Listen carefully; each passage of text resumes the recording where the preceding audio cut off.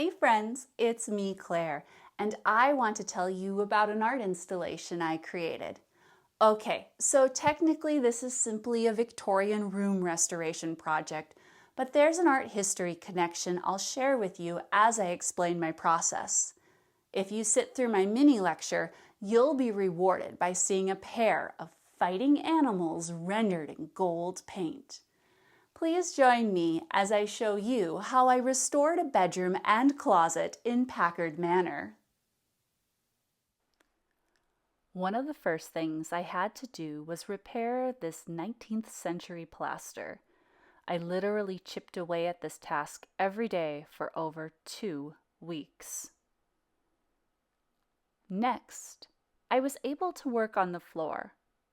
I had to remove all the gunk and debris that was filling the gaps between the boards first, and then I sanded everything. Excluding the floor, it took me over a week to restore all the antique wood in this room. I stripped, sanded, and refinished all the wood surfaces before I could begin painting.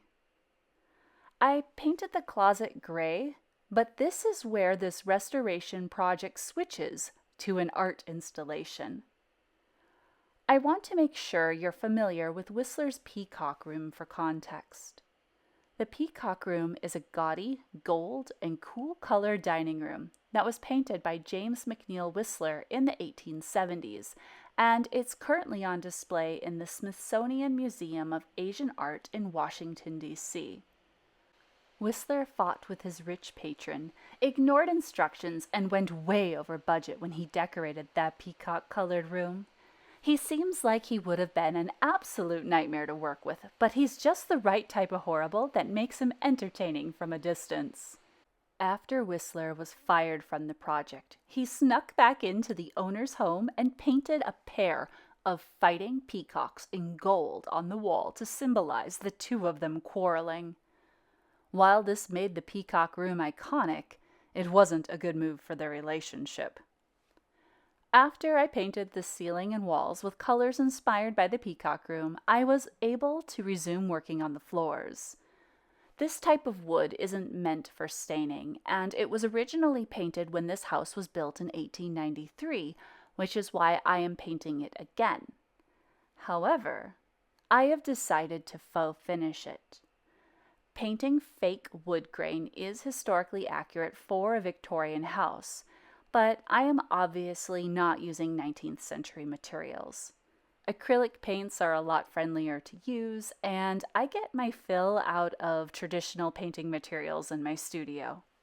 Regardless, I really enjoy painting imitation wood grain on floors. I don't know if it's because I feel like I'm pulling a prank on everyone who sees the floor, or if the squeegee grading tool is just fun to use.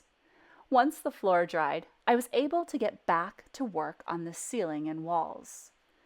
As I progressed on this restoration project, my husband and I joked about how to decorate the room.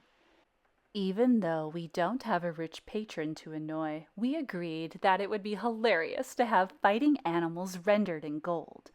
This is why the bedroom shall henceforth be known to all future art historians as the Squid Room. While this might seem rather silly, I'm going to argue that gilded cephalopods are historically accurate for the 1890s. You would not believe the amount of fascination some of the Victorians had with giant squids. I sketched out several compositions. My partner selected his favorite pair of fighting squids, and then I got to work. Armed with a stepladder, metallic paint, and a projection of my original drawing, I painted the sea creatures. After I finished the composition of gilded squids entwined in a petty tentacle slapfest on the ceiling, I was able to add a little bit of decoration to the walls. To unify the arches I painted on the ceiling, I created a pattern with similar lines for the walls. After spending about 3 months working on this art installation, I'm beginning to wonder if I should say that this was a performance piece called "This Is Why My Back Hurts." I want to mention that when Whistler finished the Peacock Room, he demanded to be paid 2,000 guineas, but his patron only gave him half. Keep in mind, Whistler did a lot to the room that he wasn't asked to do, including the mural of the bird brawl. Now, we can't feel too bad for Whistler because even though he didn't receive all the money he wanted, he was paid about $250,000 in today's money. If you know anyone who has $250,000 burning a hole in their pocket and they need something painted on their walls, please send them my way. I'd be more than happy to paint any animal they like, fighting or otherwise. If that's out of their budget, I definitely have a few paintings available that cost a lot less.